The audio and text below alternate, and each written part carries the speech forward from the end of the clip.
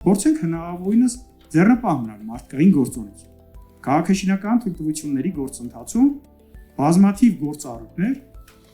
ըստ էության ընդհանրապես մարդու ստորագրությունով է պայմանավորված, որը չի ընդհանրում բովանդակային աշխատանք, այլ ընդհանրապես այլ կառույցների, այլ մարմինների, դրական կամ բացասական եզրակացությունների, տեղեկանքների հիման վրա համապատասխան եզրափակիչ դրանց ինֆորմացիայի հավաքագրման հիման վրա եզրափակիչ վարչական ակտի ձևավորում։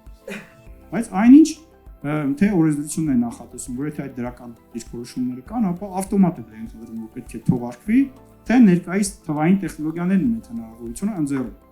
Եվ այստեղ մի շատ կարևոր ռիսկ եւս կարող է փակվել, այսպես ասենք, դա հնարավոր կոռուպցիոն ենթադրությունների ռիսկն է։ Եթե այդ տեղեկանքների եւ մասնագիտական եզրակացությունները ենթադրում են, որ դրական պատասխան է ենթադրում տվյալ վարչական վարույթով, ապա արհեստական բանակցության կամ ուրբան գովեմ համակարգում էլ ավելի ավտոմատացման շնորհիվ ինքնաշխատ եղանակով թույլտվությունների, օրինակ շինարարության թույլտվության, ավարտական ակտի շահագործման թույլտվության, շմակ եզրակացության, պետական համալիր փորձաքննության ավտոմատ թողարկումը ըստ էության ձեզ կպահի թե վարչարարի հնարավոր կոռուպցիոն ենթադրություններից խնայի տնտես ժամկետները եւ գործընթացները ավտոմատացված կլինեն։